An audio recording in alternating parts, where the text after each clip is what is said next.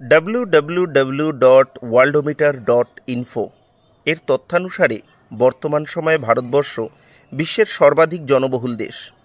কিন্তু একটা সময় ছিল যে সময় ভারতবর্ষের এই জনসংখ্যা বৃদ্ধি পাবার পরিবর্তে ব্যাপকভাবে হ্রাস পেয়েছিল। হ্যাঁ, আমরা কথা বলছি 1911 থেকে 1921 সালের আদমশুমারি বছরের কথা।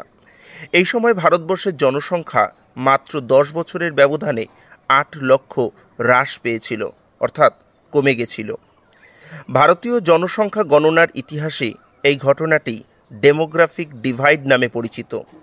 কিন্তু মাত্র 10 বছরের ব্যবধানে ভারতবর্ষের জনসংখ্যা এইভাবে কেন কমে গেছিল? এর পেছনের প্রধান কারণগুলি হল, প্রথমত, এই সময় ভারতবর্ষে প্লেগ, কলেরার মতো বিভিন্ন রোগগুলি মহামারীর আকার ধারণ করেছিল।